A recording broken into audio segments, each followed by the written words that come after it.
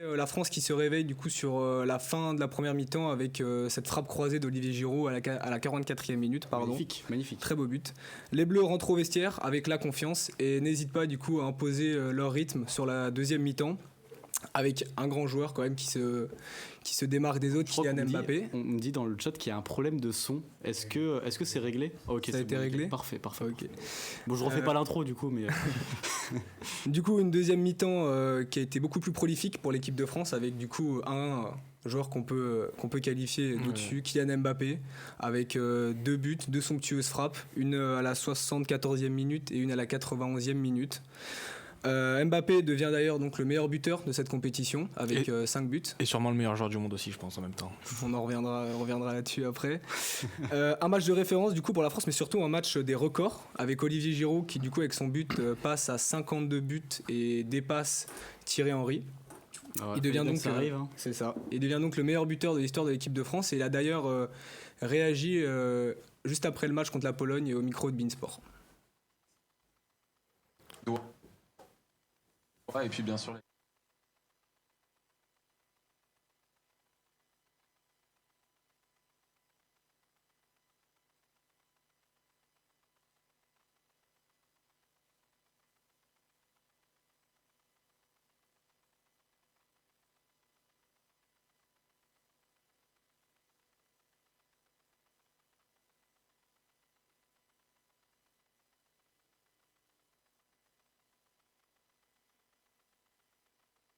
et après mettre le match au lit comme on dit. Je vous ai vu glisser un je t'aime à Kylian Mbappé sur sa passe décisive. Ouais. Quand vous l'avez pris dans vos bras, c'était le but du record, forcément ça devait venir de lui. Ouais, non, là c'était... J'étais un peu frustré de ne pas avoir pu concrétiser sur un ou deux centres qu'il avait fait en début de match. Et qui plus est aussi celui de Housse où il est un peu hors jeu. Donc j'avais vraiment envie de pouvoir mettre ce but et plus en parler. Et non, c'est super pour nous. Il me trouve bien et c'est que du bonheur. Ouais. Jour de record, 52, dessiné avec vos doigts et puis bien sûr la qualification. Ça ressemble à... On a eu un petit problème de son au début de la vidéo, on s'excuse, un petit problème avec la régie. Et on a aussi du coup Kylian Mbappé qui lui aussi a un record en équipe de France de buts avec 33 buts. Il se place à la 7e position en battant un certain Zinedine Zidane. Ouais, à 23 ans. À 23 ans seulement. Et pour finir, Hugo Lloris, notre capitaine, qui lui aussi bat un record de sélection. Il est avec ce match de la Pologne à 142 sélections et vient égaliser Lilian Thuram. Ce record qui normalement sera battu face à l'Angleterre. Il a d'ailleurs réagi avant le match de la Pologne sur cette 142e sélection en conférence de presse. Oui, c'est pas rien et je suis très honoré de ces chiffres, très fier. Même si à l'aube d'un 8e de finale de Coupe du Monde, ça reste bien évidemment secondaire. À mes yeux, cette compétition passe avant tout et j'ai envie de garder tout mon focus, toute mon énergie pour le match de demain parce que ça va être une nouvelle bataille qui nous attend et on aura besoin de toutes nos forces. Donc c'est quelque chose certainement que j'apprécierai davantage une fois la compétition terminée.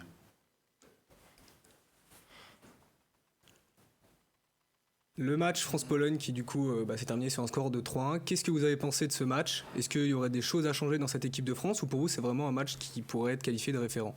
Ça va commencer par Alan, toi je crois que tu es plutôt d'accord avec l'équipe de France, très bon match. Très bon match et ça fait plaisir de voir Pavard sur le banc et un Koundé qui assure, qui pour moi on en débattra après mais fait un très bon match. Théo pareil, solide, même défensivement on lui reproche souvent ses lacunes défensives mais pour moi il a été là. Et la charnière impeccable. Le seul petit bémol pour moi c'est Hugo Lloris mais on va pas dramatiser, c'est notre capitaine. Je mettrais quand même le penalty à la fin du match. Ouais, mais sauve l'ouverture du score. Et quand même, tu prends la flotte 40 minutes contre une équipe de Pologne qui a pas réussi à mettre une seule fois en difficulté le Mexique, par exemple. Un match référence, j'irais pas jusque là. Un match solide pour passer en quart. Un match référence, non. Ouais, clairement. Je suis entièrement d'accord avec toi et tu peux pas critiquer Lloris parce que il te sort l'arrêt du match à la 36e minute ou 32e, je sais plus, alors qu'il y avait 0-0. Zelensky aurait pu ouvrir le score. sauvetage, mais il y a Varane aussi derrière qui fait un deuxième sauvetage. Le premier arrêt, c'est lui. Et je suis désolé, c'est vrai que ça aurait pu faire basculer le match. 1-0, c'est plus du tout le même match. Alors encore une fois, je vais mettre une grosse réserve sur Hugo Lloris. On est quand même en présence d'un mec qui a pas réussi un jeu au pied en première période, qui est plus que pas rassurant dans ses sorties aériennes. Oui, mais on le sait, ça. Oui, mais on le sait, mais tu vas chercher une Coupe du Monde, tu vas chercher une 3e étoile, tu as besoin d'un gardien au top niveau, et à l'heure actuelle, dans plein de compartiments du jeu, il n'est pas ultra rassurant. Je suis d'accord. Après, on a été champion du monde avec lui et il faut dire que son jeu au pied, il n'en a jamais eu un bon en fait. C'est clair, mais de là à souligner sa grande prestation, encore une fois. Après aussi, il a arrêté un penalty. Bon, ça a pas compté finalement, mais il nous a fait une Anto Lopez. À chaque fois qu'il arrête des penalties, jamais les pieds sur sa ligne. Ouais, c'est dommage, mais bon. Et puis à noter aussi que Lewandowski, il s'arrête en plein milieu du penalty. C'est pas vraiment réglo, mais. Bah en fait non, parce qu'il s'arrête pas totalement. Du coup, si on suit la règle, c'est quand même. Ouais, il s'arrête totalement. Non, il s'arrête pas. Il ralentit fortement. 2 fois en plus. Il ralentit fortement. Il y a ralentir et il y a s'arrêter. Oui, non, mais il ralentit, il s'arrête pas. Corentin. Franchement, il marque le temps d'arrêt avec son pied d'appui. C'est ça qui. Normalement, c'est pas réglo. Bon, après, dans tous les cas, il y a le but, il est mérité. Il y avait penalty dans tous les cas. Ouais, mais là-dessus, t'as quand même un problème de. Enfin, on va pas revenir sur ça, mais t'as un problème de réglementation. Ouais. Comment tu peux reprocher à un gardien de plus avoir les pieds sur sa ligne quand le mec en face fait un saut où il ralentit sa course de 2 secondes, 3 secondes? T'as grandi encore l'écart entre le gardien et le joueur, mais bon. On va peut-être revenir aussi sur un joueur qui est affiché derrière, Jules Koundé, qui du coup a été préféré à Benjamin Pavard sur ce match. Quel a été votre... D'ailleurs, c'est même Axel Disasi qui rentre à la place de Pavard en fin de match. Je pense que le message est fort. C'est Pavard. C'est triste. Hein. C'est triste pour Pavard, parce que Pavard, c'est un pur latéral, contrairement à Koundé et Disasi. Un pur latéral qui n'a jamais joué latéral au Bayern Munich. Et c'est surtout un central de métier. Hein. Oui, mais je veux dire, en équipe de France, on a vu que c'était vraiment un bon latéral quand même. Je veux dire, ça fait 4 ans qu'il est latéral en équipe de France et en l'espace d'un match, on le relègue au 3e rang en fait. C'est ça qui est cruel pour lui. Je suis intimement convaincu qu'il s'est passé quelque chose en interne, qu'il y a eu quelque chose au-delà du football parce que le mec passe pendant 4 ans être protégé par Deschamps, être un de ses principaux soldats. Il a été critiqué, il a toujours été protégé et puis d'un coup le mec passe 3e derrière un mec qui a jamais aligné un match en tant que latéral à Monaco. Dans le chat on nous dit que c'est assez partagé sur Koundé. Il y a Jordan qui dit que Koundé a fait un très bon match, Martin qui dit que Koundé ne mérite rien dans l'équipe et qui est pas du tout rassuré avec Koundé. Donc après ce serait quand même pour vous le point faible de cette équipe. Oui. Alan, je crois que t'es pas d'accord. Non, franchement non, pour moi l'équilibre il est là en fait. C'est Dembélé, c'est tellement offensif que Koundé ça... Non, franchement, moi j'ai plus vu Dembélé défendre que Koundé. Il a récupéré plus de ballons que Koundé à ce poste. L'équilibre il est là. Avec Koundé parce que ça, on enchaîne un peu.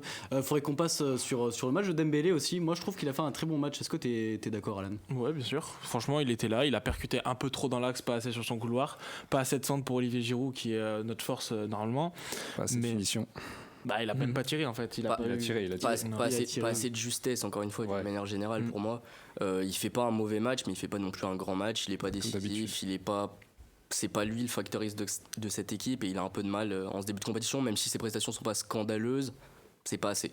Il fait la différence. Avec ses dribbles, il fait la différence. Après, il manque surtout le dernier geste, mais je pense qu'il manque un peu de confiance encore. Et après, il a fait une passe décisive. Donc, contrairement aux autres matchs. On sent qu'il monte en puissance quand même. Et pour moi, Pardon, excuse-moi. Il a plus sa place que Coman encore pour moi. Parce que les entrées de Coman, oui, elles sont moins. Pour moi, Dembélé, il montre quoi. Il donne de l'envie et puis on voit qu'il est plus mature dans son jeu qu'avant. Le match de Coman contre la Tunisie, quand même, fébrile. Oui, mais encore une fois, ce match contre la Tunisie, il est vraiment particulier. Je suis navré, mais tu balances 11 mecs qui ont jamais joué ensemble dans une équipe. Je pense pas qu'on puisse juger leurs prestations sur ce match-là. Mais après, je vous rejoins sur le fait que Dembélé aujourd'hui a plus sa place que Coman. Et votre ressenti aussi peut-être sur la charnière de l'équipe de France, du coup Upamecano et Varane. Peut-être vous auriez préféré voir Konaté que vous trouvez peut-être plus qualifié à ce poste. Ouais, Konaté oui, mais en fait on n'a pas eu vraiment de match référence, c'est ça le problème, c'est-à-dire que les Polonais, ok, ils ont dominé la première partie du match, mais au final est-ce qu'on a pu vraiment tester cette charnière centrale? Je pense pas.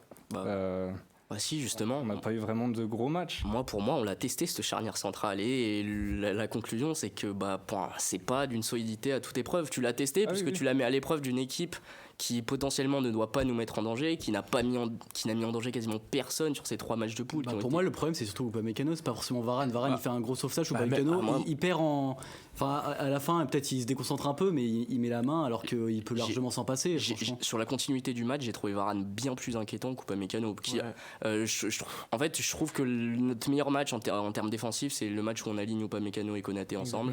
Des mecs qui se connaissent à Leipzig, qui ont déjà joué ensemble en Allemagne des années, qui font un super match d'ouverture, qui pour moi sont ultra complémentaires, et tu viens rajouter un mec qui a plus d'expérience avec Varane. Alors ça sera peut-être une bonne chose, mais pour moi tu casses un peu la dynamique. De toute façon, je pense que la compo bougera pas. Deschamps va pas prendre des risques, va pas faire jouer Konaté avec Varane par exemple. Donc, Après, Varane n'a pas fait d'erreur majeure, quoi. Enfin, certes, Konaté était propre et n'avait pas forcément besoin d'être mis sur le banc, mais Varane apporte quand même. Quand tu vois au début le petit rassemblement, Varane il est là, il donne. C'est ça. Mais c'est surtout, je pense que Varane il est utilisé vraiment en tant que leader et pour de Varane quand même. Oui, c'est ça. Leader quand même sur le terrain, dans le vestiaire. Il n'y a pas de scandale là-dessus. On est bien d'accord. C'est un cadre de Deschamps, c'est un cadre de l'équipe de France, c'est un mec qui a connu tous les plus grands moments, qui a joué des finales de Champions League, qui en a remporté. Il n'y a aucun scandale. Maintenant, on aurait peut-être fait des choix différents. Après, est-ce que on va passer à la suite, mais est-ce que la France, est-ce que ce niveau de jeu-là, il va suffire contre l'Angleterre?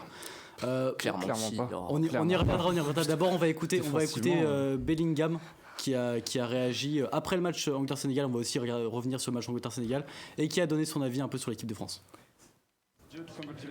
Félicitations Jude. Quelle est votre sensation après ce match?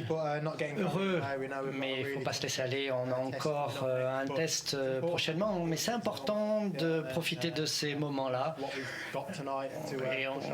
de ce qu'on a fait et retirer ça pour le prochain match. Encore une fois, une grande performance de votre part. Oui, merci beaucoup. Je vous remercie.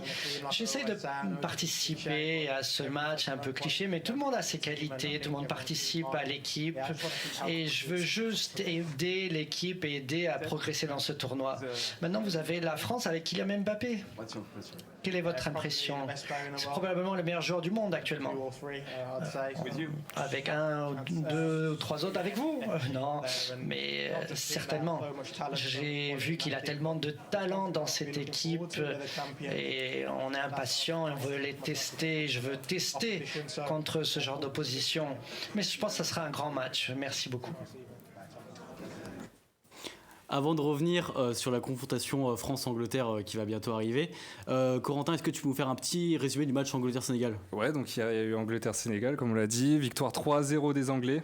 Sans bavure. Net, sans bavure. Pourtant, ils ont été mis en difficulté en première période par les Sénégalais avec de nombreuses frappes qui n'ont pas été, qui ont été très dangereuses, mais au final, ça s'est soldé par un score vierge du Sénégal. Mais les Anglais ont su ouvrir le score rapidement à la 38e minute par Jordan Henderson sur un magnifique but. A montré dans toutes les écoles. Très très beau. Je suis désolé, mais ça a montré dans toutes les écoles. Ça fait 1, 2, voilà, ça arrive. Le centre est magnifique. La petite touche de Jordan Henderson, c'était somptueux. 1-0 pour les Anglais. Et juste avant la pause, Harry Kane double le score et inscrit son premier but dans la compétition, il faut le noter. Enfin. Lui qui est meilleur passeur pour l'instant de ce mondial. Il ouvre le score, d'ailleurs il est l'une du match comme on le voit ici. Et dans la seconde période, grâce à Bukayo Saka qui a inscrit son 3e but dans la compétition, les Anglais mettent leur 3e but et s'imposent du coup 3-0 assez largement dans ce match. Après, pour revenir quand même un peu sur l'équipe du Sénégal, ça reste quand même assez faible. Ne pas s'emballer. Après, je pense qu'avant le premier but, ça restait une équipe solide. Mais à partir du moment où ils ont encaissé le premier but, c'est devenu vraiment fragile. Après, on sent aussi que l'Angleterre entre vraiment dans sa compétition en regardant ce match. Ils sont déjà depuis le début. Oui, mais là clairement, quand tu regardes leur style de jeu et comment ils attaquent, etc., tout est propre. Contrairement aux matchs, par exemple, contre le Pays de Galles ou des matchs un peu moins costauds, c'est vrai que là, tu sens que vraiment ils sont dans leur compétition et qu'ils veulent aller jusqu'au bout. Je suis d'accord, mais comme on est très difficile, voire très très très difficile avec la France depuis le début, on ne peut pas s'enjailler par un 3-0 contre le Sénégal qui est très très fébrile. Non, franchement... Fébrile, mais champion d'Afrique, sur le papier, c'était quand même... on parle quand même du Sénégal. Pardonnez-moi, mais les 40 premières minutes de l'Angleterre t'ont emballé. Vraiment? Non.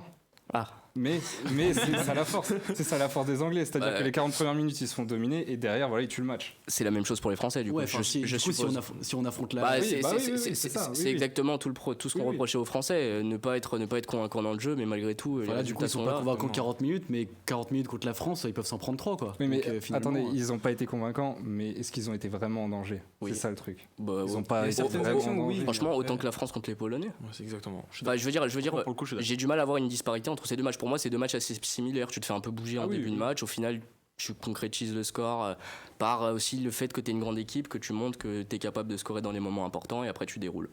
Pour moi, les deux prestations des équipes sont assez comparables. Et je pense qu'on peut revenir quand même sur le match de Jude Bellingham. Encore une fois, il sort une masterclass, si on peut dire. Voilà, qui fait un magnifique match. Est-ce que Corentin, t'as un mot à dire sur ce jeune joueur? Extraordinaire. Pour moi, c'est pas une révélation parce qu'on le connaît déjà assez, mais c'est une confirmation dans ce mondial. Un petit peu moins bon que Maxence Cacré, mais très fort quand même. Tu voulais le placer, Cacré, mais non, mais Bellingham, c'était exceptionnel. Enfin, c'est exceptionnel. C'est le pilier, je pense, de cette équipe d'Angleterre. C'est lui qui fait jouer, c'est lui qui récupère. C'est un des piliers en tout cas, je dirais pas le pilier parce que... La création aussi du premier but où il fait tout le travail presque. Enfin, c'est exceptionnel. Ça va être un grand nom du mercato, je pense. Et puis la confrontation avec Mbappé au prochain match. Où est-ce que vous le voyez, vous, un Bellingham son prochain? Manchester City. C'est un style qui peut lui correspondre, ouais. J'ai du mal. Ouais, mais en fait, là, faut savoir que Bellingham, ça va coûter très très cher parce que le mec est très très jeune et que des mecs de ce talent-là, c'est au moins, au grand minimum pour moi, 150 millions. Ouais. Donc ils peuvent. Hein. Ouais, c'est un des seuls clubs qui peuvent. J'ai du mal à le voir intégrer le milieu de City. Je suis pas sûr que City en ait besoin à l'heure actuelle, mais pour une petite folie, pourquoi pas. On revient sur la Coupe du Monde avec du coup le match France-Angleterre qui se profile. Je crois que vous n'êtes pas d'accord sur le favori de ce match. On va commencer peut-être avec Corentin. Allez, non, clairement. non, les Français sont pas favoris.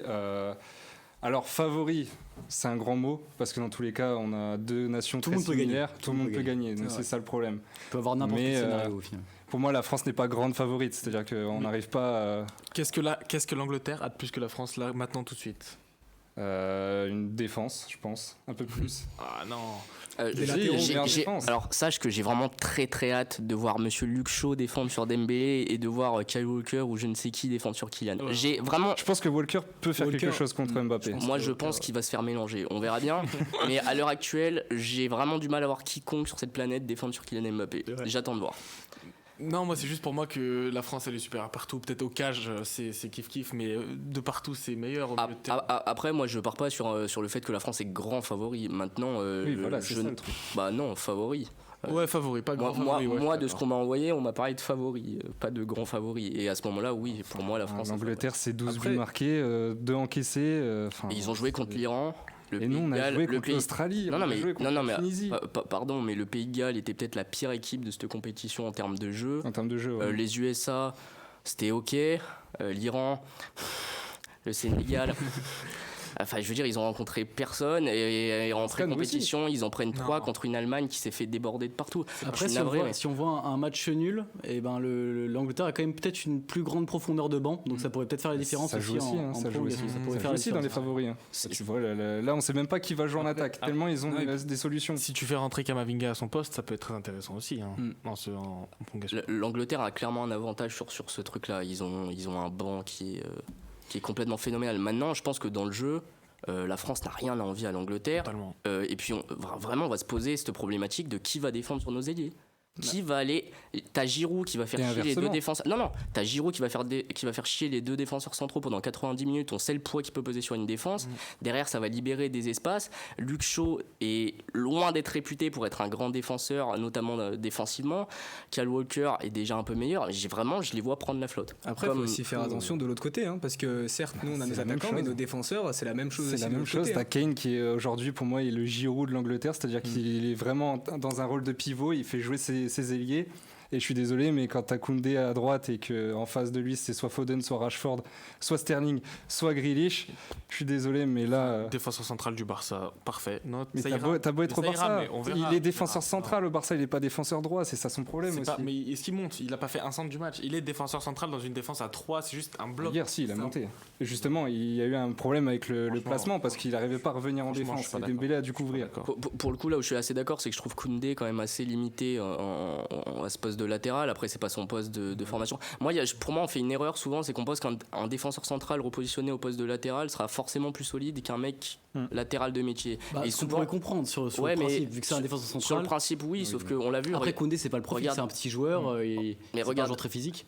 Pavard a fait 3 ans en défense centrale au Bayern. Qu'est-ce qui s'est passé? Le premier match, il fait une erreur qui est une erreur d'automatisme. Il n'a pas l'automatisme de regarder derrière lui ce qui arrive. Et ça, c'est des réflexes au poste. Et pour moi, c'était grave pas la bonne solution de faire cette liste, même si tu voulais amener plus de solidité défensive à base de défenseurs centraux repositionnés. J'aurais préféré des latéraux de métier, mais c'est mon avis. Mais pour moi, c'est sûr que pour moi, mettre Koundé et Lucas Hernandez à l'époque, ça avait aucun sens, parce que c'était vraiment trop défensif. Maintenant qu'on a Théo, Kylian et Dembélé qui font qu'attaquer, pour moi l'équilibre il est parfait. Dembélé défend quand même un peu. Bon, on va passer juste à la prochaine rubrique parce qu'on est un peu pris par le temps. Est-ce que vous pensez que ce match France-Angleterre serait la demi-finale avant l'heure? Alors peut-être pas la finale parce que de l'autre côté il y a du Brésil et l'Argentine, mais de ce côté-là, en demi, ce serait probablement le Portugal ou l'Espagne. Donc est-ce que ce serait le quart de finale avant l'heure pour toi, Ethan? J'ai vraiment envie de dire non, parce que l'Angleterre ne me fait pas particulièrement plus peur qu'une Espagne ou qu'un Portugal. Que l'Espagne? Excuse-moi, pardon encore une fois, mais je vois pas en quoi les prestations anglaises sont plus convaincantes que celles des Espagnols. Les Espagnols, là, par contre, c'est. On peut pas comparer le niveau de jeu de l'Angleterre. Non, mais les Espagnols, ils se sont fait peur. Ils étaient même pas sûrs d'être qualifiés, les Espagnols. Oui, mais regarde le niveau des groupes aussi, regarde les oppositions. Les Espagnols, dans le jeu, ils tabassent les Costaricains. Pendant 80 minutes, ils font tourner les Allemands. Et les Japonais, ils se font prendre en compte comme vont se faire prendre pas mal d'équipes si les Japonais continuent, à mon avis. Les Espagnols m'ont plus impressionné dans le jeu que les Anglais. Pour moi, sur le match du Japon, là, c'est en prolongation et je crois qu'il y a toujours un partout. Voilà, contre la Croatie. On se dirige vers les tirs au but. Pour moi, c'est même pas lié à l'Espagne en fait, c'est juste que l'Angleterre est surcotée en soi. Pour moi, on dit un banc de malades, une équipe de fous, mais pour moi, Kane, c'est plus que c'était. Il y a que Bellingham, Harry Kane. Non, mais même. On voit pas les mêmes matchs, c'est pas possible. Non, mais d'une manière générale, les Anglais ont toujours été attendus, les Anglais sont toujours arrivés avec des grands effectifs, et les Anglais ont toujours fait caca culotte depuis 66, il me semble, leur dernière Coupe du Monde, si j'ai pas de bêtises. Ouais, c'est ça. Donc j'attends de les voir en phase finale, et je pense que ça sera rebelote, même si c'est un effectif d'une immense qualité. Et vous, quelle équipe vous fait le plus peur entre l'Espagne et le Portugal? Portugal, mais 10 fois. L'Espagne, à part la possession, ils ont quoi de plus? Ils ont rien. Ethan n'y est pas d'ailleurs. 80% de possession, pas capable de battre le Japon. À partir de ce moment-là, qu'est-ce qui vous fait peur dans cette équipe? Portugal, largement. Ce qui me fait peur, c'est que c'est une équipe capable de tenir le ballon contre n'importe qui. Oui, mais c'est bien de tenir le ballon. Les Belges sont pas champions du monde aujourd'hui. C'est la même chose. Arrête tes bêtises. Qu'est-ce qui te fait peur dans le Portugal? Je te retourne la question. Ils prennent la flotte contre les Coréens. Cristiano Ronaldo. Allez. Non mais pardon, mais il y a de la qualité dans les deux effectifs, mais en l'occurrence en termes de qualité de jeu entre les deux, pour moi il n'y a pas photo. Après il y a toujours les arguments de la possession, tu te fais prendre en transition. Je pense que les Espagnols contre les Français prennent la flotte aussi, mais les Portugais sont pas impressionnants non plus, il faut arrêter. Ils se font peur contre le Ghana, à ce moment-là je peux te raconter la même chose. Non. Même l'Argentine, quand tu as dit que de l'autre côté il y a Brésil-Argentine, même l'Argentine ne me fait vraiment pas peur. L'Argentine, c'est la blague du siècle. L'Argentine, non, mais plus le Brésil. Le Brésil, on en parle un peu moins ces derniers temps, du coup, avec la blessure de Neymar. Ils ont un peu déçu quand même. Ils ont un peu déçu en poule. On y reviendra un peu plus tard. Ce soir, on les attendait un peu plus. On les attend ce soir. On verra, oui. Neymar de retour, ça va faire mal. Merci à vous trois. On va passer tout de suite au jeu de l'émission. Alors le jeu, on va vous passer chacun. Tiens, je peux distribuer 3 feuilles. C'est un jeu un peu plus manuel. Voilà. Vous aurez chacun une feuille, chacun un stylo d'ailleurs. Vous allez devoir. C'est tout bon pour vous. Vous allez devoir mettre les 11 joueurs qui étaient titulaires lors du match France-Angleterre en 2012 pendant l'Euro. Dernier match officiel. Euro 2012. Là, vous avez un petit indice avec les joueurs floutés. Vous avez, on va dire, 1 minute 30. Et c'est parti. Déjà, quand tu donnes un stylo et que le bleu ne marche pas. 2012, t'as dit. Ouais, 2012. Dans le chat, n'hésitez pas aussi à réagir, à mettre vos pronos. Je regarde un peu quand même. Wow. Faut écrire vite. Et à noter que du coup c'est pas la dernière confrontation qu'il y a eu entre les deux et que ça c'est la dernière confrontation en compétition officielle. Putain, On les déconcentre. Super dur. c'est pas facile cette affaire. Hein. C'est pas facile. Non. Des joueurs frauduleux.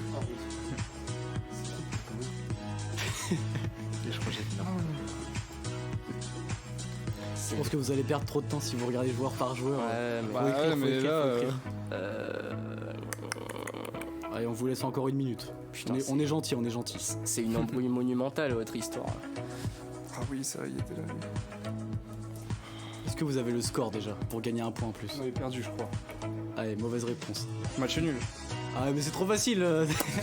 C'était quoi? C'était en... Allez, y a pas de point en plus, c'est bon. en C'était poule de à l'euro, ouais. En poule, je crois. Ah ouais. J'ai pas triché. J'ai tenté. Euro 2012. On va essayer. Je suis pas sûr de moi, du tout. On voit des réponses dans le chat. Il y a un bon joueur qui a été cité, je crois. Non, il y en a Deux- plusieurs, il y en a deux plusieurs. joueurs. Je sais pas qui là. Ouais, il y en a quelques-uns, mais c'est pas. Non, Pas fameux. c'est pas fameux encore. Hein. Ah, c'est super dur là, les Allez, gars. on reste 5 secondes. Moi, c'est le 5, 5. Ça avait spawn du 2012 comme Le ça. 5, j'y arrive 3, pas, là. 2, 1. Il en manquera, je crois. C'est terminé, on pose les stylos. Et les réponses tout de suite. Alors, au gardien de but, c'était quand même l'un des plus faciles, je pense. Hugo Lloris. Yes, ok, j'avais. Alors, est-ce que voilà. Tout le monde l'a. Parfait. Du coup, tout le monde a un point déjà. Ouais. Ouais. Ok. En latéral droit, qu'est-ce que vous avez mis? Christophe Jallet. Sagna.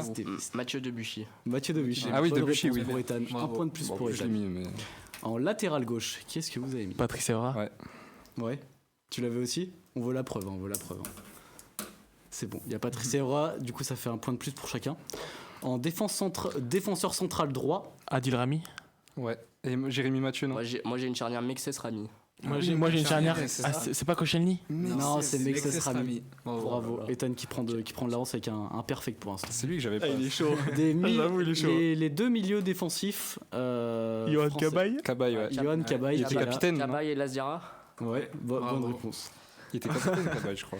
Ok. Magnifique. On respecte l'invité. Faut Ouais, Ouais. à droite, attaquant droit. Ça, c'est- Valbuena. Non. Non. Valbuena était sur le banc. Nasri. Nasri, Nasri, qui avait marqué, j'ai qui avait Nasri fait la célébration de chute Frauduleux. pour les médias d'ailleurs. Mais dites-moi pas. Ensuite, en ailier gauche. Ribéry. Ribéry, Eh oui, bravo. quand même. Un perfect Pour l'instant, c'est un perfect pour Ah, Ethan. mais il va m'en manquer un. Ensuite, on a un autre joueur qui a joué à Lyon. Karim Karim Benzema. Benzema. Attaque. Ouais, Il y avait Benzema, oui, et un deuxième. Goubou. Non. Est-ce que c'était pas Loïc Rémy? Non. Non. Non. Il jouait où? En MOC, il jouait. En milieu. Ouais, il jouait en Milieu offensif. en- À Ben Arfa. Toulalan? Non, Non. non. Bon, Toulalan, c'est pas un offensif, Florent. mais- Malouda. Malouda. Tchad, je crois Voilà. qu'on va- Malouda joué en 2012. Non, Abidal n'était pas là, Koscielny non plus. Bah, moi, par contre, j'aurais vraiment cru qu'il y ait Valbuena. quoi. Et Il y bah avait pas- 10 non, il y avait 10 pas sur 11. Sissoko, pas En Payet. tout cas, Il bravo aurait à pu le Ethan qui répéter. du coup remporte Ouais, le jeu. m'en manquait Ethan avec 10 points du coup. Bravo. Ouais. Merci Corentin, merci Alan. On va tout de Merci suite à passer tous. avec deux nouveaux chroniqueurs. Pardon. Transition. Encore transition.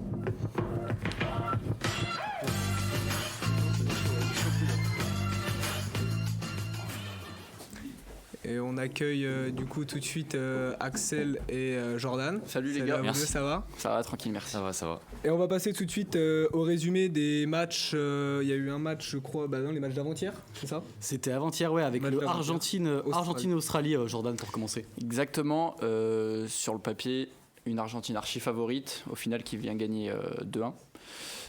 Grâce au meilleur joueur de l'histoire, Lionel Messi, qui je trouve sur un exploit personnel parce que son but il est quand même magnifique. Il vient débloquer ce match qui était assez stérile et fermé. Et Avec l'Australie qui jouait quand même très bas. une Australie, ouais, et qui n'a pas été non plus affreuse. Je les voyais pire, Bon, non. honnêtement. Sur les 20 dernières minutes, l'Australie qui a bien poussé. Sur les 20 dernières, et même sur la première mi-temps, ils tenaient la route. Après, l'Argentine, à un moment, ils ont élevé le pas avec 2 buts magnifiques. Celui de Julien Alvarez aussi, pareil, incroyable. Et ensuite, l'Argentine qui se fait peur avec cette frappe déviée. Et donc Fernandez qui met un CSC.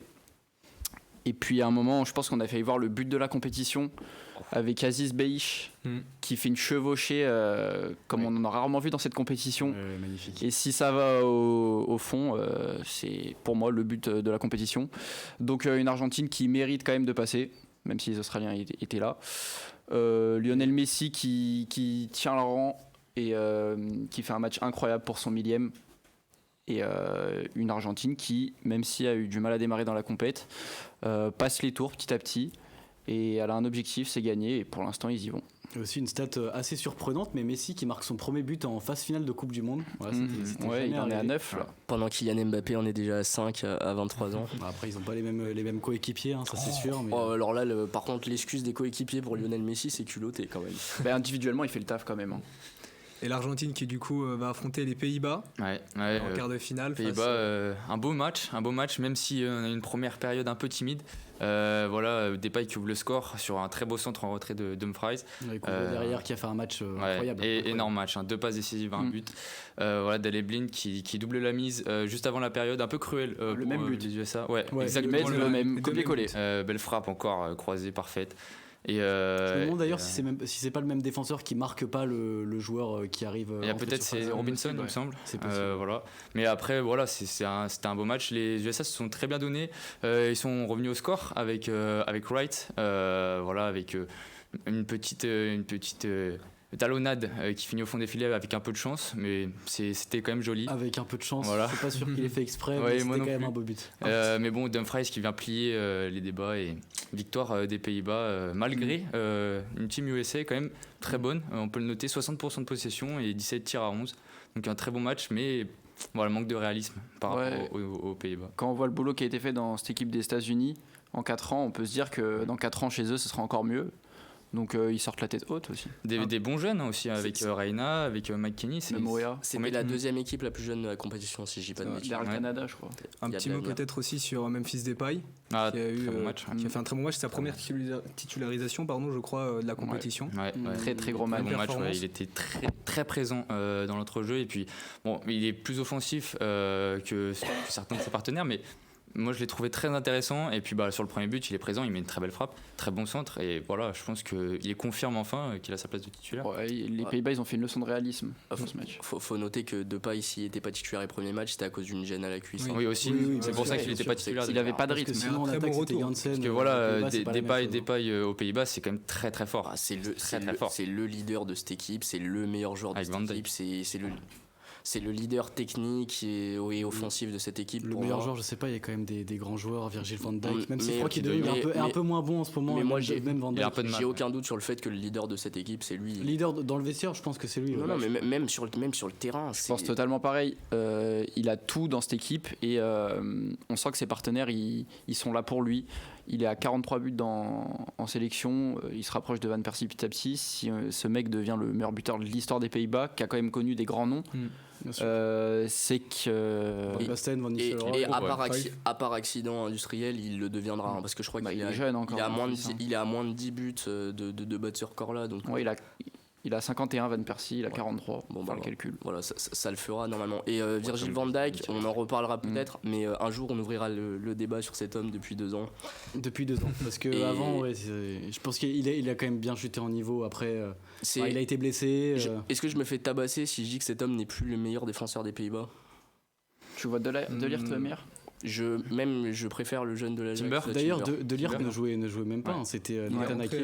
Nathan Ake qui a pas été mauvais. Timber qui est très très intéressant. Il est très physique, rapide surtout. Lui aussi va animer le mercato. Je pense que l'année prochaine. Nathan Ake Timber aussi, mais je pense que jouer avec Virgil van Dijk, je vais pas dramatiser la chose, c'est un mec qui a d'énormes qualités, mais c'est aussi un mec qui peut te mettre en difficulté, surtout dans une défense à 2, dans une défense à 3, ses lacunes sont un peu compensées, mais c'est un mec qui a une tendance à reculer, qui est insupportable, il est fort le duel, mais il préférera toujours refuser la confrontation directe avec l'attaquant, et il y a des fois où ça te porte préjudice. C'est ce que j'aime pas chez les défenseurs, ceux qui tournent le dos parfois.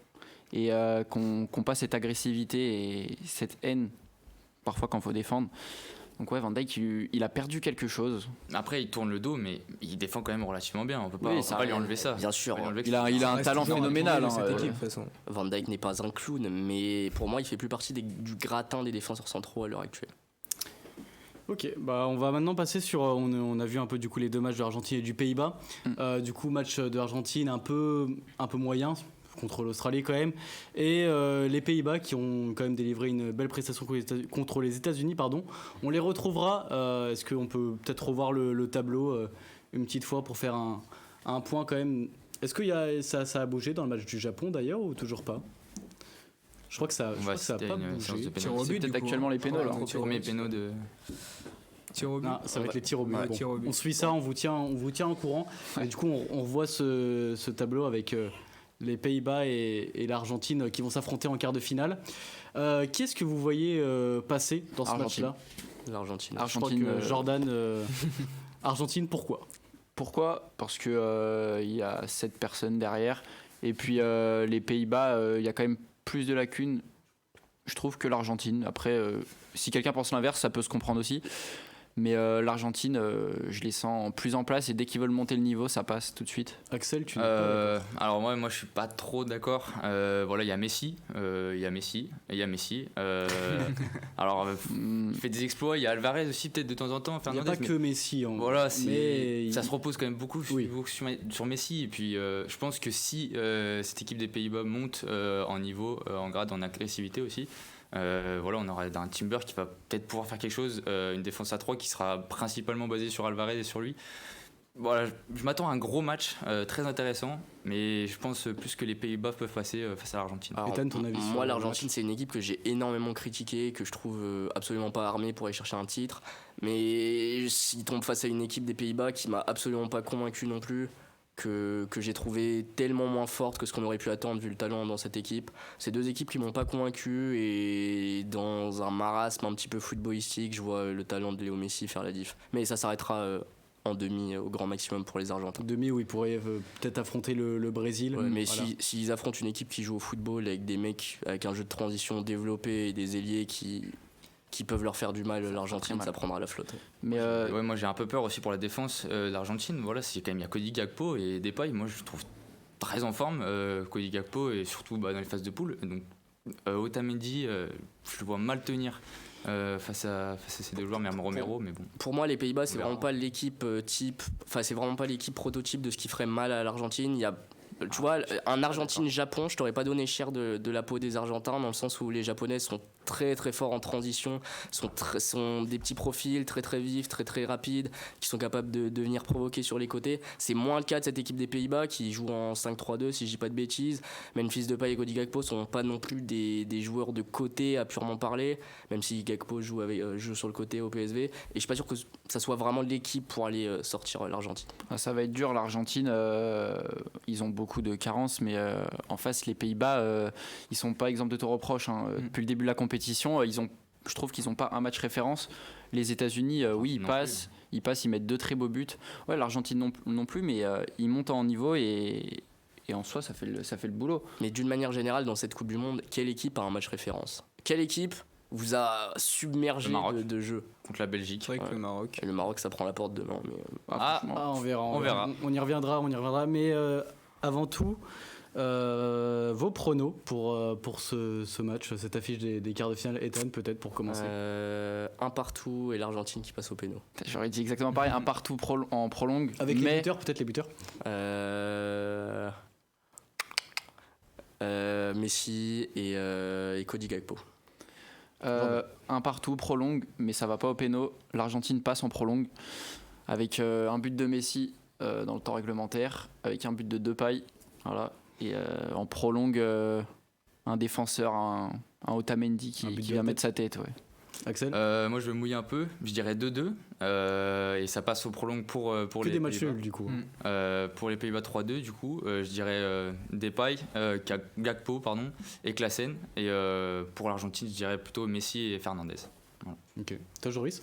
Moi je rejoins un peu le pronostic d'Axel. Je vois bien un 2-2 avec exactement les mêmes buteurs, avec Gakpo et Memphis pour marquer. De l'autre côté, Messi, même un doublé de Messi, puisque Messi, voilà, comme ça. C'est Messi. Et victoire par contre des Pays-Bas sur les prolongations. Je trouve, vous voyez beaucoup de buts pour des équipes qui jouent un peu fermées quand même. Mais je pense que ça va être un match très ouvert, contrairement à ce qu'on peut voir. Un match ouvert avec Luis van Gaal, j'attends de voir. Ouais, cet homme est un assassin. S'il y a 4 ou 5 buts dans ce match, franchement, respect à vous pour le pronom. on se mouille un peu. Et toi, Timothée, du coup? Bah franchement, j'ai aucune idée. Contrairement à tous les autres matchs où j'avais donné des pronos qui sont à peu près passés dans l'ensemble, franchement là c'est beaucoup plus compliqué. Argentine-Pays-Bas, je vais dire un petit 1-0 de l'Argentine, but de Messi, mais c'est le cœur qui parle. Voilà. On va passer tout de suite. Du coup, vous voulez faire un résumé du match Croatie-Japon. Donc, est-ce qu'il est terminé? Je ne crois pas. Donc, on est en pleine séance de tir au but, c'est ça? Il y a 2 pénaltys. Il y a 2 pénaltys ratés. Ça fait 2-0 pour la Croatie. 2-0 pour la Croatie. 2-0 pour la Croatie. T'es en retard peut-être. Ça fait mal pour le Japon. 2-0 pour la Croatie. Après, on peut quand même en parler de ce match, je pense. Ouais, je pense que tu peux faire un petit résumé, Jordan. Première mi-temps, le Japon, très très belle équipe qui rentre directement dedans. De toute façon, je pense que tout le monde les attendait, hein, même si sur le papier c'est outsider, tout le monde les attendait. Ils sont récompensés par un beau but juste avant la mi-temps de la tête. Et puis à la reprise, la Croatie, on va dire, qui monte le niveau et qui reprend un peu le contrôle. Perisic qui marque peu après la reprise aussi, exactement de la tête. Donc jusqu'à la fin, ça a été un match très serré. Ça l'est encore apparemment. Je pense que les deux équipes ne déméritent pas de passer. Ça a l'air plus d'être la Croatie pour l'instant, là à la séance de péno. Mais le Japon, c'est dommage, ils font une belle compétition, ils représentent bien l'Asie. Qui est encore représenté avec la Corée ce soir, mais s'ils venaient être éliminés, ça me ferait un peu de peine pour eux quand même. Ça fait 2-1. L'Allemagne, pénalty raté pour la Croatie. 2-1 pour la Croatie. Et j'ai envie de dire bis repetita parce que la Croatie avait fait un parcours au péno. Un peu bancal en Coupe du Monde 2018 et encore une fois, ils vont nous refaire le coup d'un match où ils déméritent pas, mais où ils sont pas non plus dominants à la hauteur de ce qu'ils pourraient faire avec la qualité dans cette équipe. Et voilà, un Japon qui se fait surprendre sur un coup de tête de Perisic. Et un Japon aussi très surprenant sur ce début de compétition. On s'attendait peut-être pas à ce qu'ils aillent. Personnellement, je les attendais pas à battre l'Allemagne et l'Espagne. C'est vrai que contre le Costa Rica. Oui, voilà déjà. Donc ces deux, c'est quand même. Qui a raté la Croatie? Donc 2-2 du coup. Toujours 2-1, mais c'est au Japon. Il a 30 minutes. Très serré. Mais donc, le Japon, c'est un peu les équipes qu'on mettait dans le même bateau que peut-être le Maroc pour certains ou pas. Celles qui sont capables de grands exploits et qui en ont déjà fait. Donc, ils s'étaient passés tout proche contre la Belgique lors de la Coupe du Monde 2018. Ouais, et quand on voit ce que donnait la Belgique, c'était le triplé de Chadli ou une connerie comme ça contre la Belgique. Chadli, il me semble qu'il y avait. Il me semble que ça me parle aussi. Et le Japon qui rate son penalty du coup, donc 2-1 toujours pour la Croatie. Ça risque d'être fini. Peut-être la fatigue aussi qui joue après 20 minutes. Mais cette l'expérience. Cette Coupe du Monde des Japonais qui est absolument symptomatique de ce qu'ils sont capables de faire, mais aussi de ce qui reste à travailler chez eux.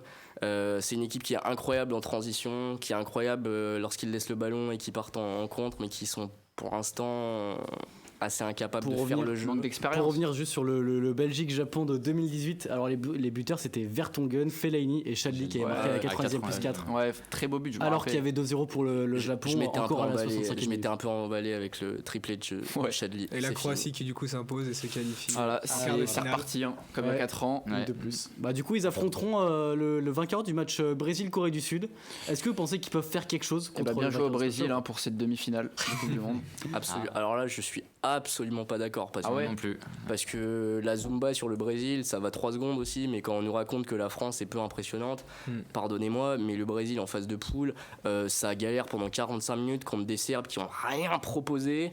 Alors oui, ça encaisse pas de tir cadré, tout ça, je veux bien entendre plein de choses, mais offensivement il y a des bons joueurs, il y a des bonnes individualités, mais je ne suis pas convaincu par cette équipe équipe brésilienne. Sur le match de la Serbie, je trouve que le Brésil a eu du mal à attaquer parce que la Serbie défendait très bien, notamment en première mi-temps, et après les deux autres matchs, je trouve que Neymar a vraiment manqué dans le cœur du jeu brésilien, et il sera d'ailleurs de retour ce soir dans le groupe du Brésil contre la Corée. Mais là, si je peux un peu défendre le Brésil, même si franchement, honnêtement, avant la Coupe du Monde, je me suis dit ça c'est une équipe qui est surcotée, qui sort en 8e quart, mais défensivement je les trouve encore très solides, même si ils n'ont pas été très exposés, c'est vrai, vu leur effectif. On attend de les voir, mais pour moi la Corée ce sera pas encore vraiment le premier test, après ça dépend du match, il n'a pas encore joué. Donc ce sera la Croatie pour le test ou même pas?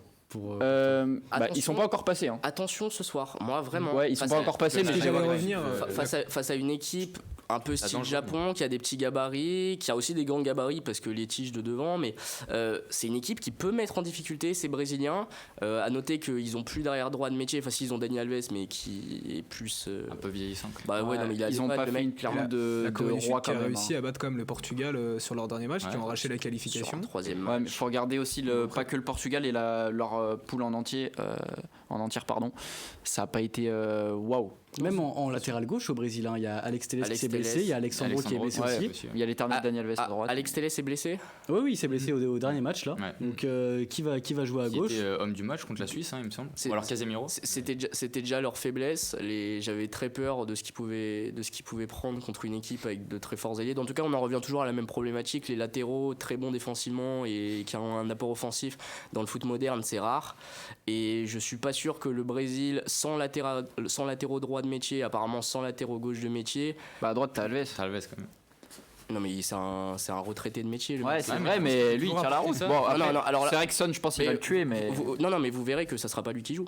Ça sera Eder Militao repositionné en latéral. Non, mais puis même parce que ouais, exactement. Mais ouais, enfin on verra, mais j'ai très très peur. Peut-être une défense à 3, mais. Non, mais donc là, d'accord, on fait le procès à la défense du Brésil, mais alors leur 4 défenses avec les 4 Kim à la Corée, je pense que contre le Brésil. Non, mais il y a du banc. Si à la 60e le Brésil n'a pas débloqué, ils vont tout donner, ils vont peut-être aller chercher un péno. Mais un de leurs Kim en défense centrale à Naples est quand même très bon. Il fait une grande saison. Non, mais elle est bonne leur défense. Moi je pense qu'on verra une petite surprise ce soir. Et bah d'ailleurs, est-ce qu'on peut avoir vos pronostics pour ce match ce soir entre le Brésil et la Corée du Sud? Moi je 2-1 pour la Corée. Attends déjà Jordan, vas-y. 3-1. Allez, Neymar quand met un quand même, faut qu'il se débloque dans cette Coupe du Monde. Il a pas joué donc. Ouais, il a fait ce premier match et il était pas bon dans ce match. Non, il a pas fait un match. Il était pas énorme. Non. Donc allez, 3-1, Neymar, Richarlison et allez l'OL Paqueta. Axel. Moi je dirais 2-1 pour la Corée du Sud, comme le Portugal. Pour la Corée du Sud Ouais. Ok. Ouais. Moi j'y crois, je me mouille encore une fois, mais. Corentin avait fait ça contre le Portugal, il a eu raison, pourquoi pas. Là c'est le Brésil, c'est quand même une autre histoire. Ça rentre en 8ème, c'est Neymar aussi, c'est pas les poules. Moi je vois quand même So marqué et Son aussi. Du côté brésilien, Neymar. Il aura faim Neymar. Ouais. Et bah moi j'ai envie de faire chier le monde et je vais dire 0-0 et la Corée du Sud qui passe sur un penalty loupé de ce bon vieux Neymar Junior. En séance de pénal. Ouais. Le 5e tireur, 4-4 et Neymar qui manque son dernier penalty et qui envoie le Brésil à la maison. On le reverra plus avant longtemps là, Neymar. Et là c'est fin de carrière. Non. Alors là parce que moi je suis intimement convaincu que s'il prend pas la Coupe du Monde, Neymar, on va assister à un cirque en deuxième partie de saison. Je pense que toute la réussite de la suite de sa carrière dépend de cette Coupe du Monde. C'est l'objectif de sa vie. Il a très très mal vécu sa blessure en 2018. Il est revenu au top niveau, je pense, en partie pour ça. Et j'ai peur que s'il y a immense déception, et bien là en l'occurrence ça serait une gigantesque déception, il aille retourner faire le carnaval à Rio. Quoi. C'est sûr que perdre contre la Corée du Sud pour le Brésil, qu'on annonçait les grands favoris avant la compétition, ce serait mais pour Neymar, perdre contre n'importe qui. S'il va en finale, il perd contre la France, mais dans tous les cas, je suis désolé pour le PSG, mais c'est une fin de saison. Pour Neymar, il sera au fond du trou, le gars. Et toi, Timothée, tu vois combien du coup sur ce match? Bon, moi je vois quand même le Brésil gagner. Je trouve que vous êtes assez pessimiste. Je vois bien une petite victoire 2-0 avec un but de Richarlison et un but de Neymar. Et toi, Joris? Et ben moi 3-0. Je vois un doublé de la Corée du Sud. Non, 3-0 pour le Brésil quand même. Mais je vois Neymar ressortir sur blessure. Oula. C'est pas mal comme pronostic. Tu verras qu'il revient d'une blessure là où il sort de blessure et je pense qu'il va se reblesser. Parce que pour moi c'est trop tôt. Pour moi je le referai jouer en quart de finale. Faut qu'il fasse très gaffe. La défense coréenne elle met des coups. Puis surtout celle de Neymar. Quoi. Ouais. On n'est pas en présence de la cheville la plus solide de l'histoire. Il se prend des sacrés coups aussi. Faut se le dire. Et doublé de Richarlison et un but de Paqueta aussi pour l'Olympique. Okay. Et si je suis coréen ce soir, je pense qu'il faut mettre un dispositif pour faire mal à Neymar sans aller chercher un carton rouge. Un tacle dur mais correct. Mais faut savoir utiliser les faiblesses des autres. Je pense que vous surconsidérez l'apport de Neymar dans ce Brésil-là, à mon avis. Je pense que vu la densité offensive de ce Brésil-là, tout peut tout faire. Dans tous les cas, le Brésil, la Corée va prendre la marée. Ils vont sûrement se faire dominer pendant 90 minutes. Pour moi, la clé, c'est de boucher l'axe. de les faire chier dans l'axe. C'est un peu ce qu'avait fait la Serbie pendant 45 Et dans minutes. ces cas-là, ça passe sur les côtés. Sur les côtés, il n'y a pas n'importe qui. Oui, mais si tu bouges l'axe, c'est un peu ce qu'avait fait Vinicius quand même. tactiquement un peu l'OL au Final Eight, qui bouchait énormément l'axe et qui laissait un peu les ailes. La belle époque. Mais ouais, moi je pense qu'il y a vraiment un truc à faire. Si tu arrives à bloquer l'axe avec leur défense des Kim, et si tu fais chier le Brésil et que tu arrives à être à 0-0 à la 60 ou à la 70e minute, ça peut douter. Mais c'est mon avis. Je pense pour finir sur Neymar, il a aussi autre chose en tête, c'est le record de Pelé à aller chercher en but en sélection. Et il n'y aurait pas un plus bel hommage que passer ce soir pour lui. Après, je pense qu'il lui reste une Coupe du Monde encore. Hein. Il veut pas, il a dit c'est ma dernière. Non, mais c'est un autre débat. On y reviendra à notre tour. C'est un Brésilien. On a un peu pris par le temps. On va voir aussi du coup les matchs de demain comme pronostic. Il y en a Maroc-Espagne, un match qui est très attendu. Vos pronostics sur ce match? Maroc-Espagne. Ethan. Toi t'es pour l'Espagne. 4-1 Espagne. Quoi? Je pense que on surestime cette équipe marocaine, malgré qui a fait un parcours énorme, mais s'ils prennent l'ouverture du score, c'est fini. On va pas dire les buteurs parce qu'on n'a pas du tout le temps, mais Jordan, un partout, prolongation et séance de tir au but, le Maroc qui passe. Axel? 1-0 Maroc. Voilà. Merci. Timothée. Axel qui prend des risques. Moi je dirais un petit 1-0 pas beau de l'Espagne. Voilà. Joris. Et moi 2-1 Maroc, avec un but dans les dernières minutes de jeu, une petite tête marocaine. Vous êtes très ambitieux avec le Maroc, hein, même si ça reste. Enfin, ils ont fait un très bon parcours. Ouais, pour moi, le Maroc a fait ses preuves en poule en fait. Et ça m'étonnerait pas qu'il passe. C'était la Belgique en face, et la Belgique, c'était très limite. C'était aussi la Croatie. Oui, mais. Champion du monde, même si. Voilà, ils ont vu champion du monde, ça veut rien dire, c'est la Croatie. C'est quand même dans leur palmarès. Oui, c'est sûr. Et sur le dernier match, du coup, Portugal-Suisse. Axel. Moi, je vois. Un Portugal, quand même gagné 2-0, je pense. 2-0. Je prie pour que le Portugal sorte, parce que 2016, je l'ai en travers de la gorge. Mais 2020, tu l'as pas en travers de la gorge, par contre. 2020 contre la Suisse. Si, mais pas autant. Le 2016, la finale, elle fait mal. Bref, allez, 2-1 Portugal quand même. Je pense qu'on n'importe trop. On bégaye, mais contre n'importe quelle autre équipe que la Suisse, je serais allé sur l'adversaire du Portugal, mais cette équipe suisse, c'est vraiment pas fameux et je vais aller sur le Portugal. Une belle victoire portugaise, 1-0 en prolongation sur un but de Bernardo Silva. Timothée? Moi je dirais 3-3 avec une petite remontée et la Suisse qui s'impose au tir au but. Joris. Et moi 2-0 pour le Portugal, un but de Bruno Fernandes, un but de Ronaldo. Voilà. Pourquoi pas, à suivre. Ronaldo, le meilleur joueur du monde. Va-t-il jouer? Ah oui, c'est vrai qu'il y a se pose la question même de sa titularisation, Christian. D'ailleurs, on va quand même le dire, mais il a été annoncé à Al Nassr, si je ne me trompe pas. Ronaldo qui risque de jouer sous Rudy Garcia. Si on n'est pas sur quelque chose d'historique. Mais attention, c'est les médias espagnols qui n'ont pas sorti une Marca depuis. On y reviendra de toute façon un autre jour si on a des informations, vous étiez en courant. Merci à tous d'avoir été présents ce soir sur le plateau de Débris Foot. Merci à Ethan d'être venu. N'hésitez pas à le suivre sur TikTok avec Au fond du canap'. Merci aux chroniqueurs d'avoir été présents. Merci à la régie qui a été super, comme d'habitude. Et surtout, merci à vous de nous suivre depuis maintenant 2 semaines. Vous êtes de plus en plus nombreux chaque jour, avec plus de 100 000 vues hier sur notre Instagram, ce qui est simplement énorme pour nous. Et on vous en remercie beaucoup.